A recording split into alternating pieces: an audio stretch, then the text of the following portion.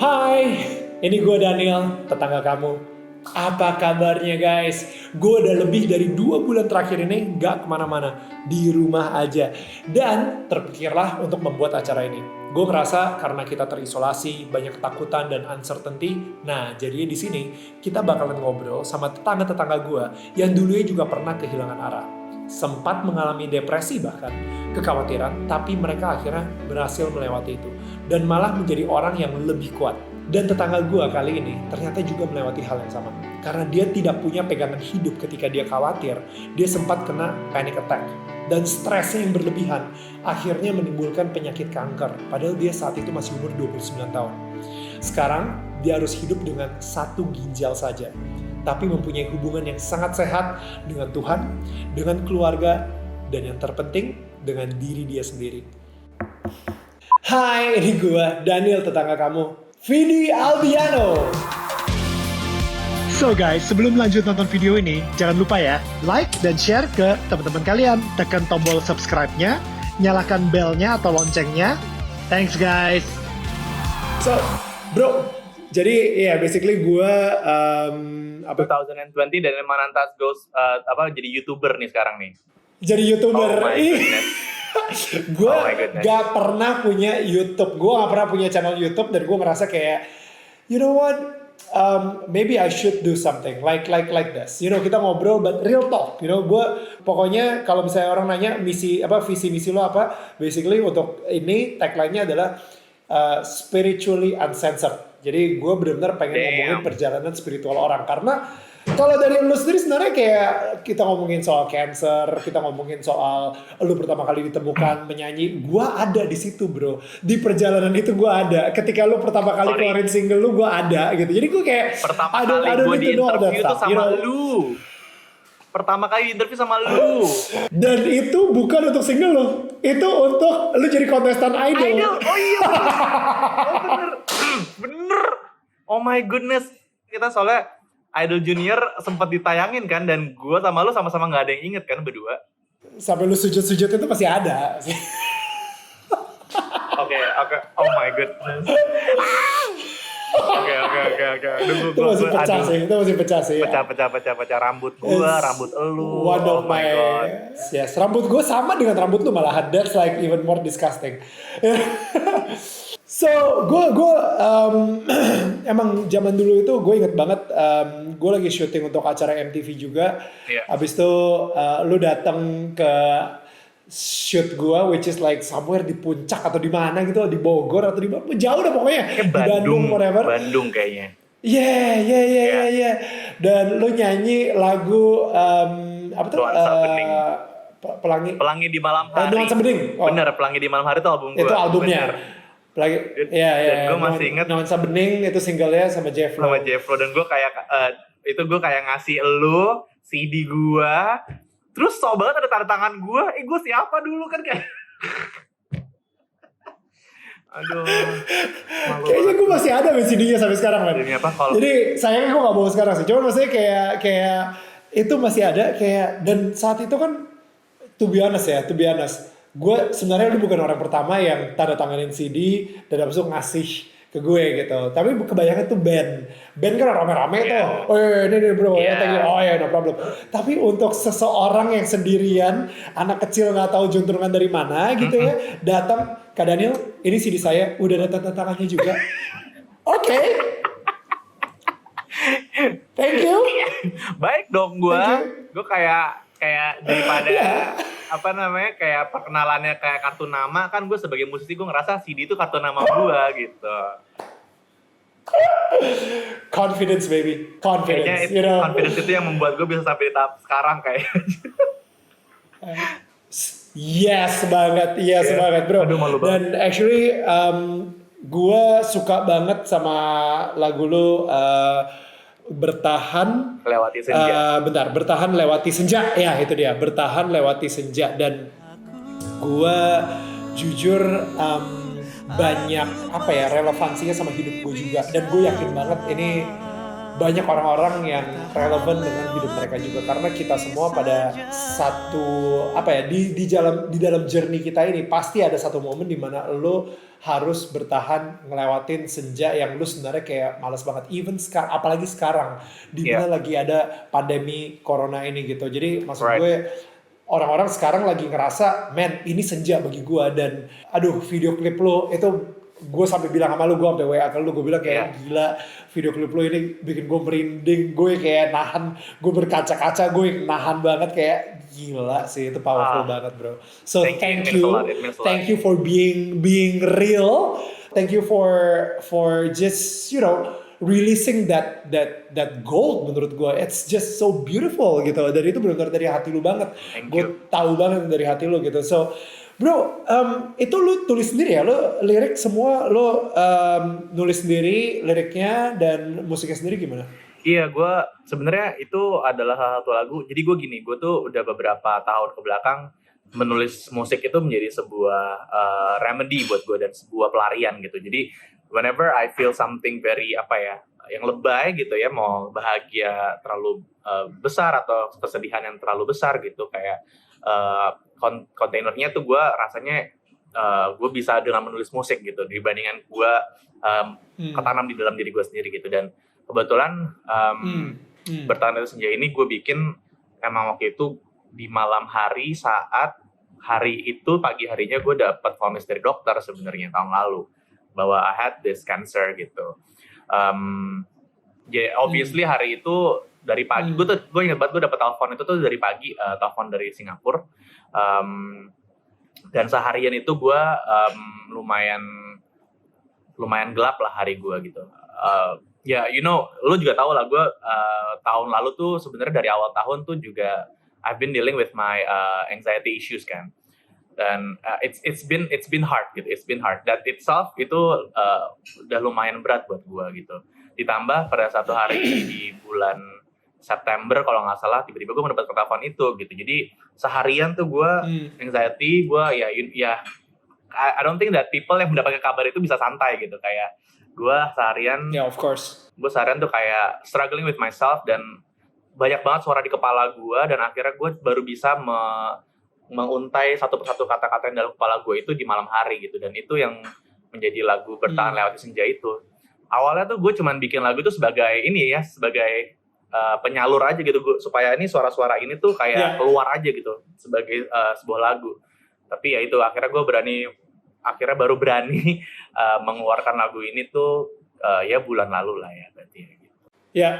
That's a long journey kalau misalnya dari awal tahun 2019. To be honest, Fit, gue emang udah agak lose contact sama lu juga. Tahun 2019 kayaknya kita jarang banget ngobrol gitu. Maksudnya, I think pas zaman Idol Junior kita masih sering ketemu, tapi abis itu, you're busy, I'm busy, and in the end akhirnya kita, gue inget banget sih kayak 2019 tuh kayak tahunnya gue ngegarap film Suyu Susanti, dan itu benar-benar kayak it takes most of my time. Even keluarga gue aja itu nggak ketemu gue gitu. Jadi kayak I did not know kalau misalnya lu ada si anxiety, you're battling anxiety attacks gitu. Dan obviously orang juga suka bilang kalau misalnya sebuah penyakit yang mental itu pada akhirnya melanjut ke fisik.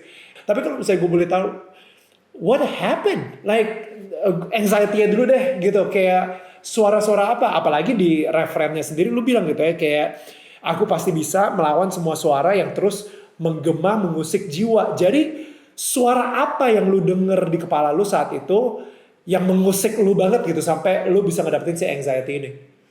Jadi gini, gue tuh selalu percaya kita semua tuh punya hari gelap gitu.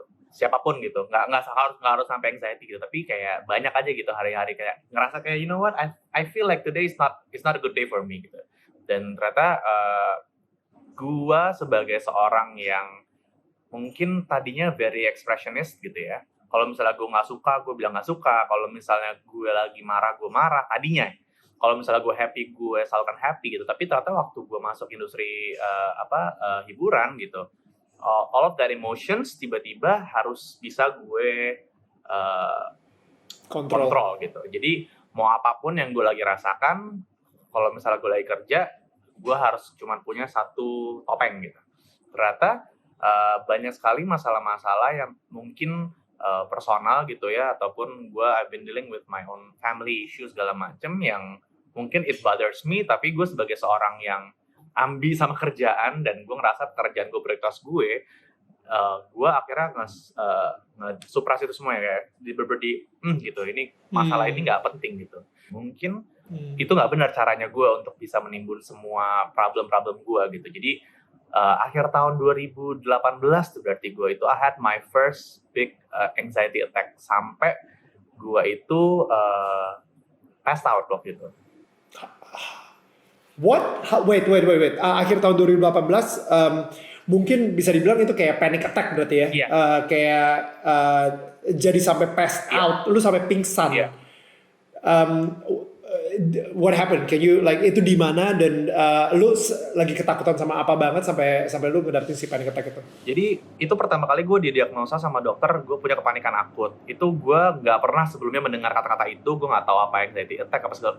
Semuanya gue kayak it's all brand new information for me pada saat itu. Tapi ternyata saat gue trace back ke belakang, ternyata gue tuh sering mengalami yang namanya anxiety attack. Tapi dulu mungkin setahun sekali gitu, dan itu pasti gue lagi di rumah, lagi waktu libur gue.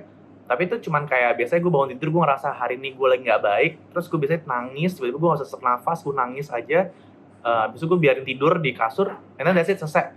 Tapi kan buat gue ngerasa mungkin gue mentally capek, physically gue capek gitu, jadi kayak ya udah gitu. Ternyata akhir 2018 itu gue ada acara tuh sama satu brand di Malang atau Madiun ya, Madiun kalau nggak salah. Terus gue udah tahu hari itu gue ngerasa kayak nggak tahu reasonnya apa. Kalau mau tahu kayak gue semalamnya kenapa juga nggak kenapa-napa, tapi hari itu tuh gue ngerasa gue moodnya nggak bagus. Udah, gue hari itu seharian gue diem dari pagi, gue ke airport, nyampe Madiun, nyampe hotel, gue minta waktu istirahat, tapi nggak bisa tidur juga. Terus gue sebelum acaranya sore kalau nggak salah, jadi gue jam 3-an itu udah siap-siap di kamar mandi. Itu tuh gue makin kayak ngerasanya tuh tiba-tiba jadi kayak sesak nafas, gue makin gak happy, terus tiba-tiba kayak gak bisa kontrol perasaan dan pikiran. Terus tiba-tiba itu tangan gue, kesemutan, kaki gue kesemutan. Bulu kuduknya, wow, oke. Iya udah kesemutan. Untungnya di kamar hotel gue itu lagi ada kru gue langsung teriak kayak, gue inget banget the last words that I said adalah gue bilang kayak tolong gue nggak bisa fungsi, terus tiba-tiba hitam, and then waktu gue buka mata gue udah di UGD ternyata gitu. Dan di situ gue baru tahu ternyata gue dicek semuanya blood test, terus kayak tensi segala macam semuanya normal. Jadi kata dokter gue itu punya kepanikan akut, dan gue dari situ baru ngerasa apa nih kepanikan akut. Dan itu gue dari hari itu sampai selama 2019 itu gue jadi sering, yang tadinya mungkin cuma setahun sekali, tiba-tiba dia bisa setiap hari gitu. Oh wow, damn bro, I did not know about this at all. Dan I mean obviously this is something very personal juga gitu. Dan gue ngerasa gue sendiri juga punya anxiety attacks, tapi mungkin gak sampai segitunya gitu. Dan gue nggak tahu ya kalau misalnya mungkin sekarang ini yang lo alamin itu dialamin sama orang banyak di Indonesia, tapi mereka kayak ya enggak lah, itu mah biasa aja lah, lu aja lah terlalu khawatir berlebihan atau apa kayak gitu, malah dipikir kayak itu nggak penting, padahal sebenarnya it's a medical condition yang harus kita inin banget. Oke, gue pernah baca buku ini The Road Less Traveled, dan dia emang ngomongin soal si panic attack ini gitu. Dan dia kebanyakan panic attack itu terjadi ketika lu baru mengalami near death experience, atau ada orang di dekat lu baru meninggal. Dan for some reason tiba-tiba that fear of death becomes so real dan you get panic attack. So do you know kenapa tahun 2018 akhir itu ke-trigger si panic attack itu? So gue nggak ada near death experience, nor ada kehilangan seseorang yang gue sayang tuh enggak. But I know that I've been struggling with a lot of personal matters and family issues lah gitu di gue gitu. Tapi to be exact aja tuh sebenarnya tuh gue tahu beberapa, tapi gue nggak bisa kayak gara-gara ini doang gitu.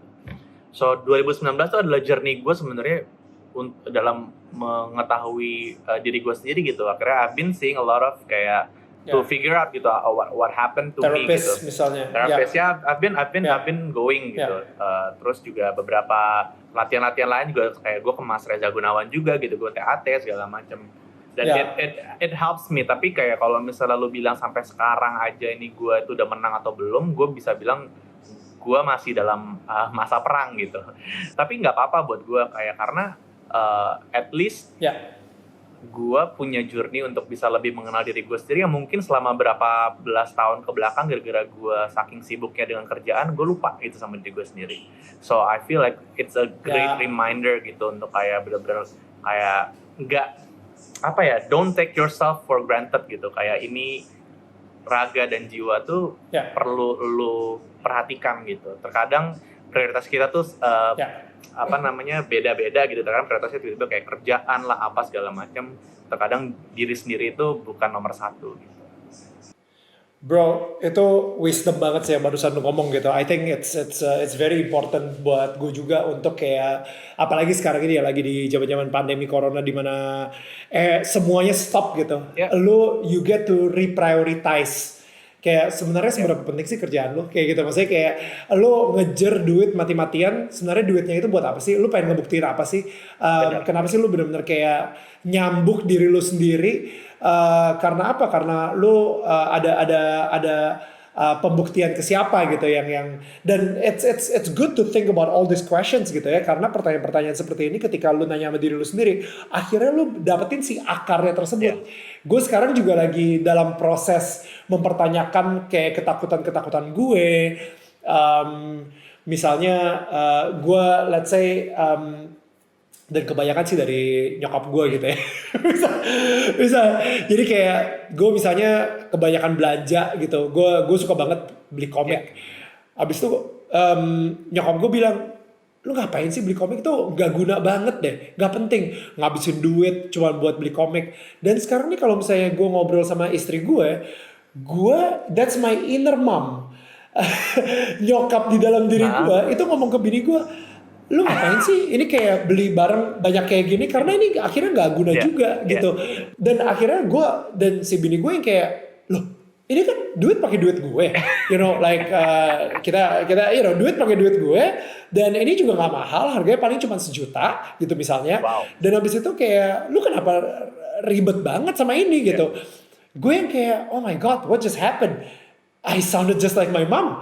Dan itu sih akhirnya gue yang kayak mulai this is the perfect time ya untuk gue kayak ngeproses lagi diri gue sendiri dan kayak menemukan kenapa I do certain things yang ternyata itu berasal dari masa kecil gue. Gitu. Betul banget. Kemarin gue juga sempat ngobrol sama satu profesional gitu, dia bilang kayak cara kita menangani masalah, cara kita melihat suatu masalah dan cara kita lari dari suatu masalah itu benar-benar ternyata tuh imprint dari orang tua kita gitu. Kayak bapak lo gimana, nyokap lo gimana gitu. Dan benar kata lo, jadi gue tuh ternyata dalam gue melihat sebuah masalah gitu, kalau misalnya gue lihat masalah itu, jadi kalau kata dia ada 4 jurus gitu, 4 jurus tuh. Kalau misalnya nggak salah, yang satu adalah pelarian, kedua adalah acuh, ketiga itu lupa gue. Pokoknya ada 4 kalau nggak salah. Ngelawan nggak? Perlawanan nggak? Ada acuh, perlawanan, mungkin ada perlawanan, ada kali ya. Kayak keluar gitu ya, kayak marah gitu ya. Ada agresif ada. Nah kalau gue itu mungkin lebih ke pendam. Oh, gue ada pendam, kalau satu pendam dan pelarian gitu. Ternyata pendam itu gue dapat dari nyokap gue. Pelarian gue dapet dari bapak gue. Bapak gue kalau misalnya ada problem segala macam, dia tuh lari ke kerja. Nyokap gue kalau misalnya ada problem, dia larinya ke Tuhan, dipendam. Dia nggak ngomongin ke satu keluarga, tapi dia tuh pendam, dia keluarin cuma dalam doa gitu. Dan ternyata gue cara itu yang gue lakukan gitu, secara tidak sengaja. Ternyata begitu gitu yang gue lakukan. Ternyata gue menyerap 2 ilmu itu dari nyokap bokap gue gitu.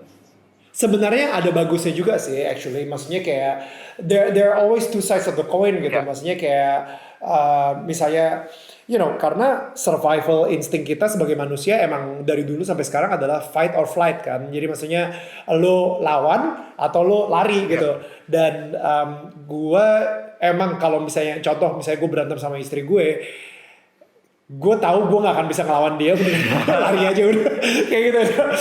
Dan pelarian, gue diem aja, gue kabarnya dan lari. Pelarian tuh bisa ke olahraga, which is lu lari atau belanja atau jalan-jalan atau kayak kemana tuh pelarian tuh bisa kemana. Ya. bisa dan gue lari aja gitu. Jadi daripada gue ngelawan dan gue tahu gue bakal kalah anyway, gue lari gitu. Dan literally gue lagi berantem nih sama bini gue inget banget kebetulan gue lagi pakai sepatu lari, gue keluar dari mobil gue lari loh. Wah epic, lo epic. Itu literally lari bro. Lo lari deh. Wah beneran banget sih fix. Drakor juga lewat. Bro, jadi kita kan manusia tuh sebenarnya ada mental, spiritual, sama fisikal gitu. Dan gue rasa dari tahun 2018 itu lu udah battling sama mental karena secara, dan gue sendiri juga bukannya apa ya, gue sendiri juga pernah ngelewatin depression. Gue pernah harus nge-battle depresi gue. Ya gue juga sempat ngobrol sama lu juga soal gue kehilangan suara gitu. Dan lu sendiri juga ternyata sempat kehilangan suara juga, dan itu adalah awal mulanya lu menemukan bahwa lu ada tumor di salah satu ginjal lu juga gitu. Kalau misalnya suara sendiri gitu, what happened man? So ya, jadi gue tuh emang ada 1 bulan gue tuh emang kerjanya parah banget dan I lost my voice, tapi nggak separah yang lu ceritain sempat ke gue sih sebenarnya. Which is alhamdulillah sekarang sih fine gitu. Tapi ya itu tadi lu bener bilang gue gara-gara ke dokter THT pada bulan itu gue menemukan kejanggalan di tubuh gue gitu. Cuman dari tensi Pak. Jadi lu tahu kan kalau misalnya lu ke dokter, SOP dokter kan sebelum lu dicek lu ke dokter apapun, lu mau sunat, lu mau apa kan kayak lu tetap dicek tensi kan. Kayak gitu kan. Nah, yang pakai pompa itu kan cek kayak gitu kan. Iya, tapi ini rumah sakit yang kemarin gue tuh si dokter itu tuh agak lumayan keren deh yang pakai langsung listrik gitu yang. Nah, anyway, gue itu sekeluarga nih ya, kecuali bapak gue, sekeluarga gue dan emak gue dan adik gue itu adalah orang yang memiliki tekanan darah rendah. Jadi waktu kemarin gue dicek, sampai 3 kali si suster ngecek, gue tuh tinggi tekanan darahnya. Kayak very unusual for me. Karena ya itu tadi gue bilang, gak pernah seumur hidup gue itu tekanan darah tinggi gitu. Kayak yang ada gue sering pingsan dulu waktu SMP SMA tuh karena gue kekurangan gula dan tekanan darah rendah. Ya ini kayak gue tinggi tuh pasti ada yang salah gitu. Tapi itu gue diemin, mungkin gue bilang, gue kecapean kali ya hari itu. Udah, minggu depannya itu gue lanjut ke klinik lagi, berbeda, gue mau vaksin waktu itu. Biasa, SOP lagi, dicek lagi, dan itu tinggi lagi. Nah, situ gue mulai kayak mikir, kayak apa. Dan gue anaknya kalau misalnya udah kayak gini-ginian, emang agak lebay. Akhirnya gue check up tuh ke Singapura. Full body check up, gue ngerasa kayak, gue udah 2 hari kosong nih di di jadwal gue, kayak gue mau ke Singapura aja 2 hari untuk check up gitu. Ya udah, gue check up, full body check up, segala macam biasa aja gitu, kayak gue nggak ada rasa apa-apa, kayak tensi tinggi pun gue nggak ngerasa gue sakit kepala atau apa tuh nggak ada rasanya sama sekali gitu. Udah pulang-pulang ke Indonesia, biasanya tuh mereka tuh cuma email aja gitu hasilnya gitu. Kalau nggak email, mereka kirim physical kayak evaluation-nya ke rumah gue. Tapi ini tiba-tiba itu tadi gue bilang, gue tiba-tiba dapat telepon dari nomor Singapura dan itu dari dokter itu dan dia bilang ada itu gitu. That's the start of I guess nggak tahu ya, kayak sebenarnya kayak gini tau loh. Gue ngerasa sebenarnya red flag ya, alarmnya sebenarnya udah ada dari tahun 2018 dan maksudnya mungkin sebelum itu juga bahkan udah ada peringatannya lah, ada red flag kayak gitu. Cuman pas pada akhirnya ketika dibilang lo ada tumor di ginjal lo dan ternyata harus dioperasi dan bahkan lu sekarang ini hidup dengan 1 ginjal aja, itu kayaknya benar-benar ngerubah pandangan dan perspektif lu terhadap hidup juga. Dan lu juga secara lifestyle udah berubah banget gitu, yang ngopi juga udah enggak gitu, minuman berwarna-warni enggak, soda enggak, minuman yang ringan atau keras pun juga mungkin enggak, kayak gitu kan. Jadi kayak benar-benar lu air putih all the way, right? Itu udah secara fisik kita, I think you're in a good Cheers. track. Gitu. Yes, that's a cheers, yeah. And gue percaya banget itu air putih bukan vodka. Anyway, secara fisik lu udah mulai membuat perubahan. Secara mental, like what have you done? Apakah lu mulai meditasi setiap hari atau misalnya lu mulai membuat sebuah reconciliation atau lu akhirnya jadi yang tadi lu bilang selama ini lu pakai topeng dan ternyata lu mulai berani ngelepasin topeng lu dan you just be real to people now gitu atau gimana? Well, obviously gue dari kelar operasi itu kan berarti udah sekitar 3 bulan yang lalu kali ya. A lot of things have been changed gitu, kayak gue sekarang ini lebih prioritas jujur berubah. Prioritas gue udah nomor 1 tuh adalah diri gue sendiri gitu dan kesehatan gue gitu. Dan gue ngerasa gue butuh lebih sering untuk komunikasi sama badan gue gitu. Meditasi itu sebenarnya apa sih gitu, kayak goal utama itu apa sih? For me, banyak sekali gue hidupnya lebih present, nggak lagi pusing sama masalah-masalah zaman dulu. Dan beruntungnya ya dengan gue sakit ini, I've been reaching out to people yang mungkin gue sempat punya masalah gitu, dan a lot of people yang punya masalah sama gue pun juga mereka reach out ke gue gitu. Jadi kayak tiba-tiba masalah-masalah gue dengan adanya penyakit ini, a lot of people tahu, kita jadi kayak connect lagi dan udah gitu saling memaafkan gitu semuanya. I can honestly say that mentally I'm good. Sekarang gue bener kayak oke, I'm at peace bukan sama orang-orang itu tapi sama badan gue gitu, karena gue ngerasa ini tuh udah ngejagain gue tuh selama berapa puluh tahun tapi gue nggak menghargai mereka gitu. Jadi gue lagi berusaha untuk berdamai.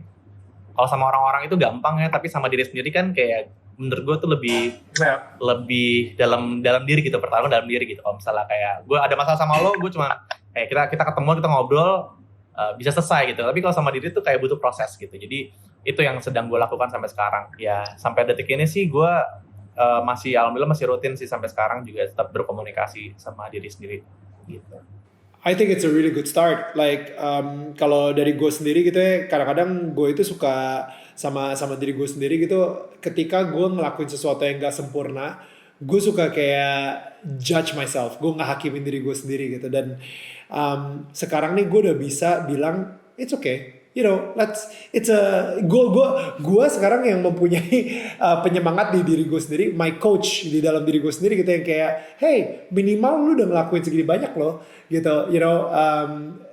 I think it's self forgiveness sama being gracious to ourselves itu benar-benar bikin hidup kita lebih free sih, kayak beban kita itu lebih keangkat ya nggak sih, kayak yeah, like that's how I feel gitu, yang nggak tahu lu setuju sama gue atau enggak gitu kalau misalnya soal itu. Setuju, dan gue somehow juga I found my belief back gitu. Dari sejak gue sakit pun gue merasa sebenarnya gue mungkin tadinya lumayan agak neglect ya sama urusan gue dan kayak higher power gitu.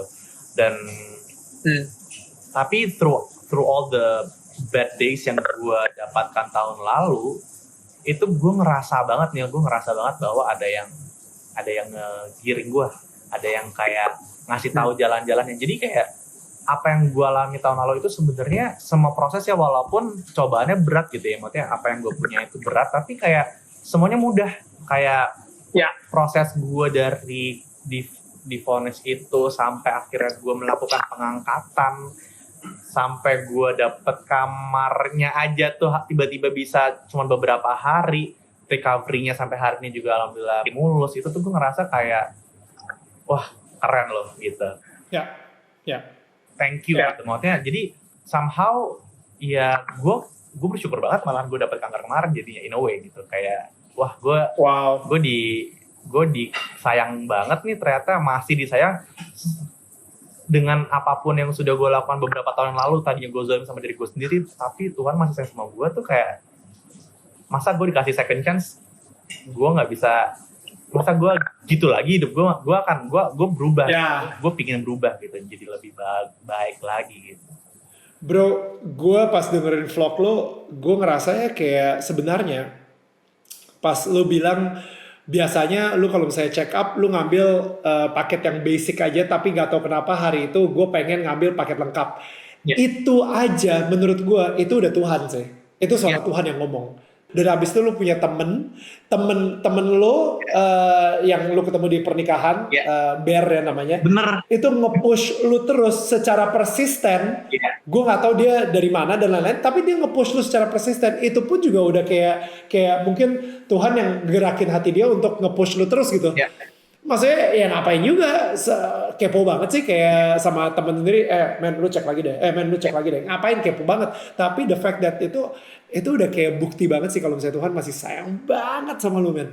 Dan lo tau gak, kayak gue ya itu, lo gak tau gak ya, gue udah bercerita juga belum sih yang kayak gue ke Singapura pun, itu tuh gue tuh sebenarnya ya maksudnya gue dapet telepon dari dokter lagi bahwa ini tuh urgent untuk gue diangkat gitu ya. Hari itu tuh gue itu pulang dari gue waktu itu inget banget, gue kelar dari CT scan di Jakarta, gue CT scan untuk berapa kalinya lagi, keluar dari itu kayak dapat result bahwa gue emang ini udah urgent, udah stadium 3 dan gue harus diangkat cepatnya. Bener-bener keluar dari rumah sakit itu gue dapat telepon dari manajer gue, dia nggak tahu dong gue kenapa-napa kan, gue nggak pernah cerita soalnya. Jadi gue telepon, dia cuma nanya, Fit Selasa depan, gue betul hari Jumat gue ke rumah sakit, Fit Selasa depan lo ada jadwal apa? Oh nggak ada apa-apa mas, kenapa? Selasa gue dapet tawaran main di Singapura, lo oke ya gitu, budgetnya segini-segini, oke ya gitu, ulang tahunnya Pak Otis gitu. So kayak, mas apapun yang lo dealing sama nih orang, mau berapapun harganya, lo ambil aja karena gue memang butuh ke Singapura. Kenapa? Ya gue itu belum cerita, ya gue butuh ke Singapura gitu, gue butuh ketemu dokter gue. Ya udah, Selasa gue nyanyi, Rabu gue ada PET scan lagi di sana, Kamis gue ketemu lagi dokter, gue bener-bener pingin banget gue cepetan aja diangkat. Dia bilang kayak tapi nggak mungkin gitu. Gue bilang kayak nggak apa-apa nih, gue kalau bisa besok deh dok, gue bilang gitu. Di depannya gue bilang, dok kalau bisa besok aja dok. Dia bilang nggak mungkin, lo pikirin Novina nih kayak rumah sakit apaan nih, kayak ngantri banyak. Terus tapi kayak I'll try to make some calls, dia bilang gitu. Terus udah dia pergi dulu ke ruangan klien. Terus dia bilang kayak you're very lucky, ada satu ruangan tersisa besok hari Jumat, kalau lo berani besok Jumat kita langsung operasi. Jadi gue ngerasa kayak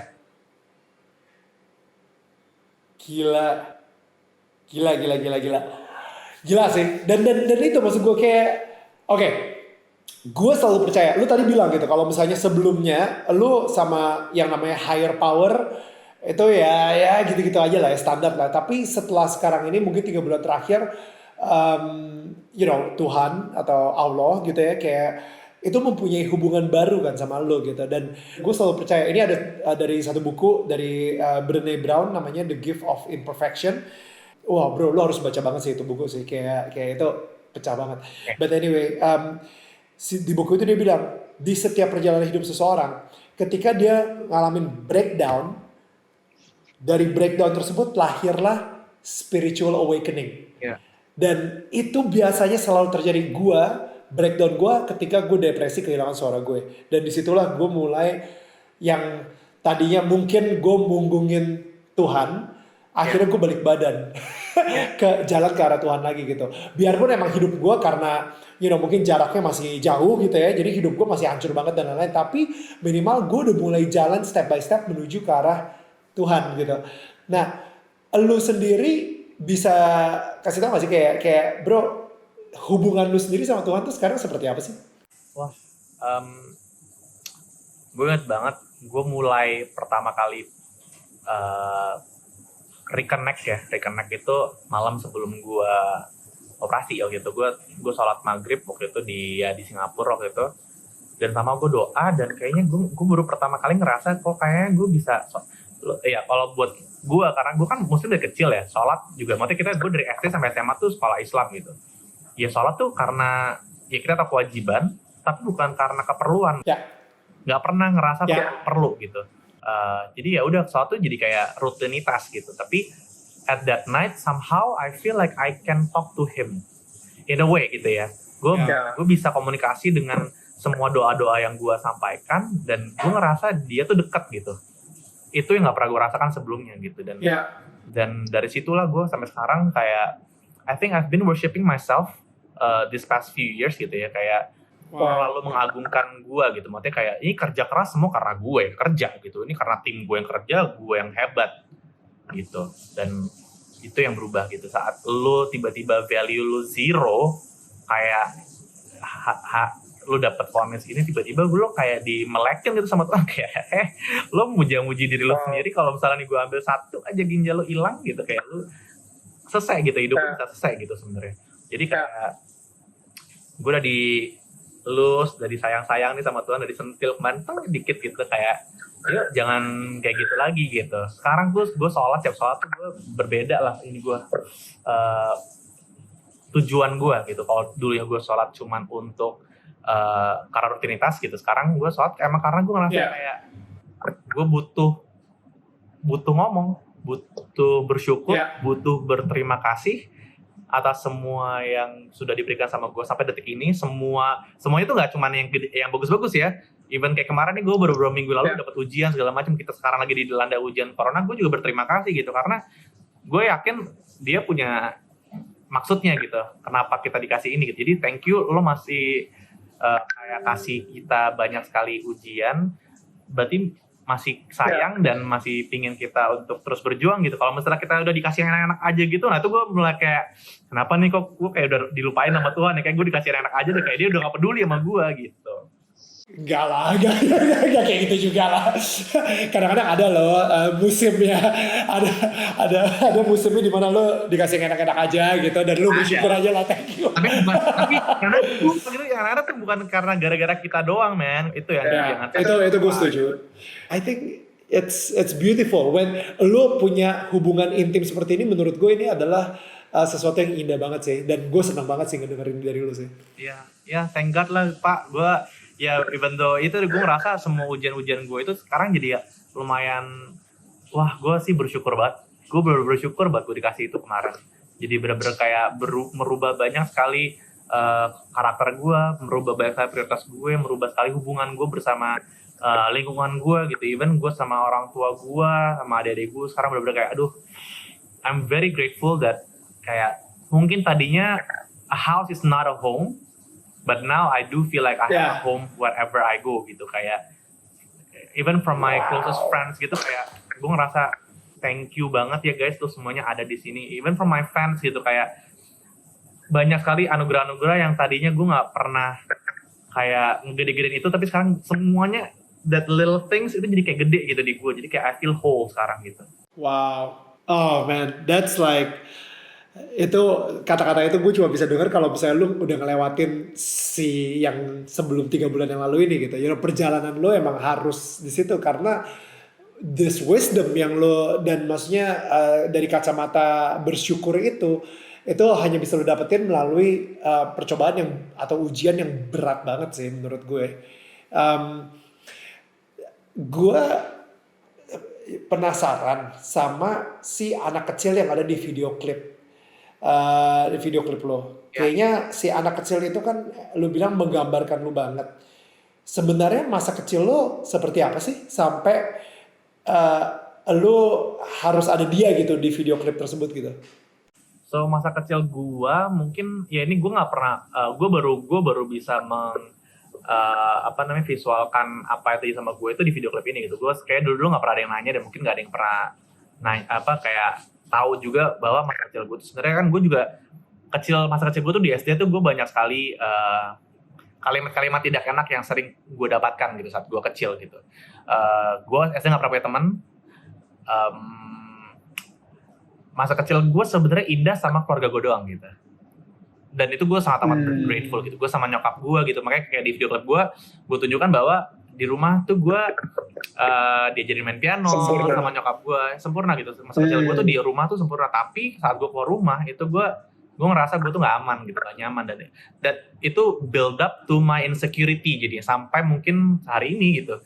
Maka di klip itu juga sebenarnya gue di rumah tuh aman, gue sama bokap gue bikin prakarya, gue sama nyokap gue main musik gitu. Yang tadi lo bilang gitu, apa yang terjadi sama lo kecil ternyata itu tuh punya pengaruh besar sama diri lo sekarang gitu, yang udah gede gitu. Jadi Tapi ya itu di situ gue ngerasa apapun yang terjadi sama gue, all bad and good things itu membentuk gue sekarang gitu. So gue harus syukurin itu semuanya. Tapi sekarang gue sekarang bisa ngerti kenapa gue ngerasa hal yang ini, mungkin karena dulu gue ini. Knowing that stuff aja tuh buat gue itu membantu gue dalam mengenal diri gue sendiri gitu. Yang terkadang itu gue lupain gitu. Jadi itu anak kecil itu benar-benar nge-represent apa yang terjadi sama gue di masa sekarang. Masa sekarangnya kan tadi lu juga dari awal gue di video klip sampai akhir gue ada beberapa momen gue depres gitu, gue ada tenggelam, ada kepikiran sempat mungkin ada mau akhirin aja semuanya gitu. Jadi itu bisa dimulai dari saat trauma dari saat kita kecil gitu. Itu sih yang mau gue sampaikan. Wait, lu mau mengakhiri semuanya berarti lu sempet punya pikiran pengen bunuh diri segala kayak gitu dong? Iya. Umur berapa?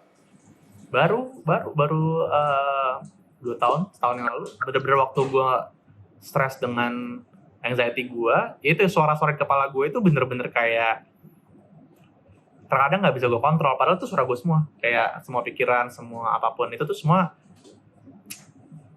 suara gue gitu. Ini sebelum gue menemukan Tuhan dan segala macam ya, itu kayak gue udah ngerasa gue sendiri, gue nggak bisa ngomong sama siapa-siapa juga. At that time nggak ada yang tahu masalah gue, cuman gue doang yang tahu. Keluarga gue nggak tahu apapun gitu. Jadi it's been hard waktu itu. Jadi kayak gue ngerasa kayak udahlah gitu. Tapi untungnya itu untungnya waktu itu gue punya sahabat yang memiliki wisdom yang menurut gue lebih tinggi dari gue. Dan mereka yang pertama kali first aid kit gue tuh bukan keluarga gue malahan. First aid kit gue tuh adalah sahabat-sahabat gue malahan. Jadi mereka yang selalu kayak akhirnya mengerti dan membantu gue gitu. Dan gue ngerasa waktu kayaknya ya, waktu lu kecil, lu akhirnya membuat sebuah tembok itu sih untuk ngelindungin diri lu sendiri. Dan sayangnya tembok itu akhirnya menjadi topeng lu. Dan I think everything that you've been doing, supaya lu nggak, it's based on fear, ketakutan nggak diterima, ketakutan diserang lagi kayak lu lagi kecil, ketakutan kayak lu mungkin dipermalukan, being shamed, all this, sehingga akhirnya lu pasang topeng tersebut. Dan topeng itu emang beban deh, maksudnya bikin capek dan gak sehat, emang akhirnya jadi toxic gitu. Karena Tuhan menciptakan manusia untuk menjadi real, menjadi otentik, bukan untuk memakai topeng gitu. Dan yang lebih gilanya lagi, tadi lo udah bilang sesuatu yang menurut gue powerful banget. Ketika lo lagi ada problem dan lo mendam itu dan lo nggak ngomongin ke siapa-siapa, itu bahaya banget sampai akhirnya jadi penyakit gitu. Karena lo tau gak sih, gue selalu percaya juga gitu, Fit, kayak yang namanya kegelapan. Ketika kita taruh masalah atau problem atau ketakutan atau shame kita, rasa malu kita dan lain-lain di kegelapan, dan kita nggak pernah bawa itu ke terang, yang ada si setan itu atau suara-suara di kepala kita itu, mereka bisa ngancem kita kayak nanti kalau misalnya orang tahu tentang rahasia lu yang lu selama ini sembunyiin di kegelapan tuh gimana. Lu tahu nggak kalau misalnya nanti lu sampai, jadi dia bisa menggunakan itu sebagai senjata untuk menghancurkan pikiran lu dan otak lu gitu. Dan akhirnya ketika lu berani ngomong ke seseorang ya, ke sahabat lu misalnya, lu akhirnya kayak lu berhasil membawa masalah atau ketakutan lu itu ke terang. Itu si setan itu ya, iblis itu udah nggak bisa ngapa-ngapain, udah kayak ya dia udah ngomong ke orang. Kalau misalnya dia udah tahu, udah gak seru nih kalau misalnya gue bocorin nih. Gue mau ngancem dia pakai apa lagi ya? You know what I mean? Like I think it's always healthy. Itu akan jauh lebih sehat ketika lu, karena gini, karena ternyata ketakutan yang selama ini lu mikir, wah ini sih cuman gue aja nih yang punya. Ternyata teman-teman yang lain juga punya, dan mereka sendiri juga kadang-kadang suka malu gitu untuk kayak ngasih tahu bahwa mereka sendiri juga punya ketakutan yang sama-sama lu, dan kayak gue pikir cuma gue aja. ya itulah setan gitu yang menaruh kebohongan-kebohongan di kepala lu gitu. Itu gue rasakan 2018 akhirnya saat gue anxiety attack gede yang sampai gue pingsan itu kan gue sebenarnya gue akhirnya harus bikin statement di social media gue bahwa gue harus cancel acara gue di Madiun itu karena gue mempunyai masalah ini itu. Nah dari situ itu teman-teman gue tuh luar biasa sih, gue inget banget kalau nggak salah Afgan sih waktu itu yang bikinin satu intervention buat gue. Gak lama dari kejadian itu dia bikin intervention buat gue, dia kumpulin semua sahabat-sahabat gue dari semua pertemanan gue waktu itu, ada sekitar 20 orang ya pada saat itu. Dan di situ mereka datang cuma buat gue, dan satu persatu tuh bisa ngomong sama gue, dan ternyata mereka itu sahabat bintang satu gue ya. Mereka ternyata waktu ngomong sama gue ternyata exactly yang lo tadi bilang kok, mereka tuh punya problem yang sama-sama gue, sementara kita temenan udah 10 tahun gitu, 11 tahun kita nggak pernah ngomongin itu karena emang kayak itu tabu buat kita gitu. Jadi kayak gara-gara itu semua orang akhirnya jadi punya konversasi itu gitu. Jadi kita jadi ngomongin ternyata gila ternyata ini yang gue alamin itu walaupun nggak normal tapi normal gitu, karena banyak banget orang sekeliling gue aja tuh banyak gitu. Dan 2019 akhirnya gue banyak ikutan forum-forum untuk ngebahas kesehatan mental, dan bener gitu ternyata saat kita mikir bahwa problem yang ada di kita itu spesial itu akan berbahaya gitu. Jadi kita tuh ya untuk masalah seperti ini kita tidak boleh bilang bahwa kita tuh spesial gitu. Kalau lu seek professional help, kalau lu ngomong sama sahabat lu akan tahu bahwa lu nggak sendirian gitu. Ya, dan obviously lu juga harus hati-hati sih, maksudnya sahabat yang nggak gosipan gitu misalnya. Ya, yang dia nggak akan judging juga, dia nggak akan ngehakimin lu, dia kayak ngelihat ke lu, lu kemarin di mata gue sempurna, hari ini lu di mata gue nggak sempurna, tapi tetap aja gue sayang sama lu. It's those kind of friends that we need, right? Yang menurut gue emang that's what matters. Lu ketemu 2 atau 3 orang aja temen yang seumur hidup bisa seperti itu, yang kayak akan terima lu apa adanya, bro. Hidup lu akan jauh lebih bahagia daripada orang kebanyakan sih. Benar. Menurut gue. Setuju banget. Itu makanya gue juga ngerasa kayak itu 20-an orang yang ada di ruangan itu ternyata tuh bukan kayak orang-orang random, ternyata tuh bener-bener orang-orang yang mengerti gue gitu. Jadi gue ngerasa kayak I have so many people yang bener-bener ternyata gue bisa ceritain, tapi for this amount of time yang terakhir ke belakang itu gue nggak tahu harus ngomong ke siapa segala macem. Akhirnya ya itu blessing in disguise gitu jadinya, kayak gue bisa punya saran untuk ngomong lagi sekarang lebih enak gitu, tonton gue lebih terbuka, lebih bisa menerima diri lu sendiri juga, dan karena teman-teman lo akhirnya tahu gitu lo kayak gimana juga, dan mereka akhirnya melindungi lo juga gitu. Ya, lo nggak sendirian, dan itu penting banget sih. Lo nggak ngerasa sendirian lagi gitu.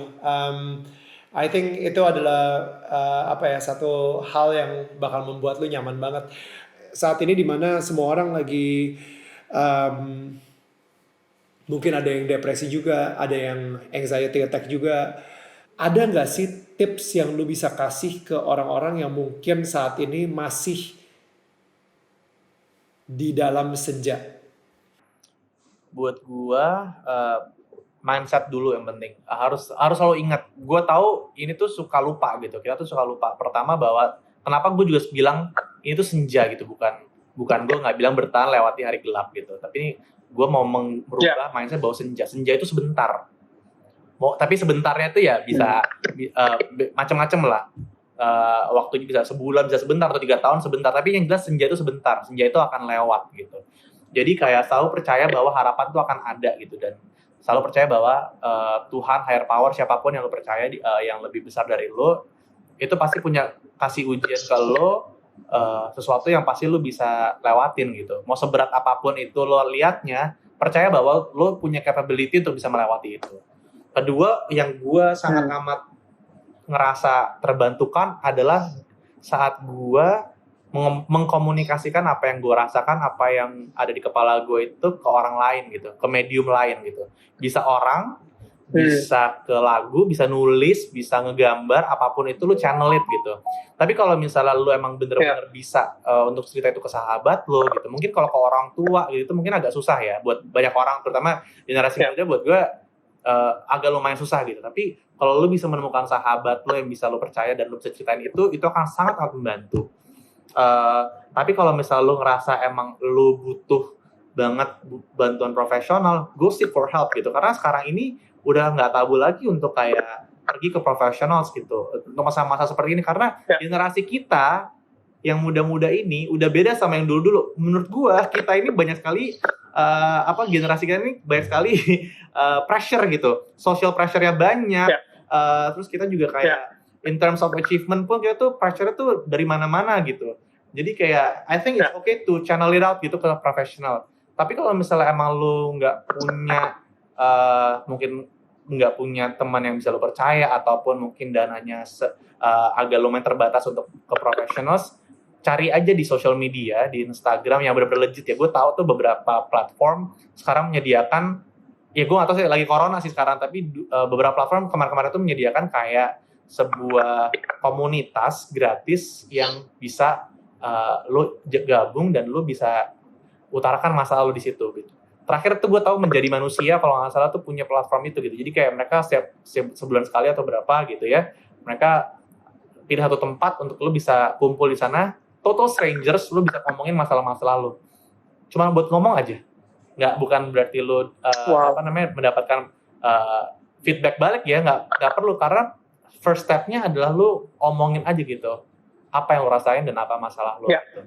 Iya, jadi dua hal itu sih menurut gue yang paling penting. Percaya, selalu ingetin bahwa hari senja ini akan lewat someday. Kedua, kalau bisa lo komunikasikan gitu. Apapun yang lo rasakan, apapun yang ada suara di otak lo tuh lo komunikasikan. Itu akan jauh lebih sehat daripada lo pendem sendiri dan ngerasa kayak it's okay gitu. Menurut gue itu akan lebih sehat, lo bisa keluarkan. Fet, thank you so much, Fet. I think that's the end of Daniel tetangga kamu. Gue kepoin tetangga gue, and just want to say thank you so much. Gila, man. Kayaknya kita nggak ketemu selama setahun gitu ya, tapi gila, man. Your growth, pendewasaan lo itu jauh lebih tinggi. Maksudnya kayak, oh my goodness. Gila, dulu video yang gue kenal kayaknya gak kayak gini.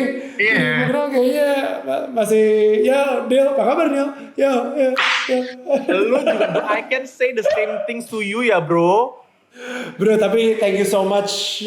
Thank you for your time. I love you so much, brother. I wish we can talk more.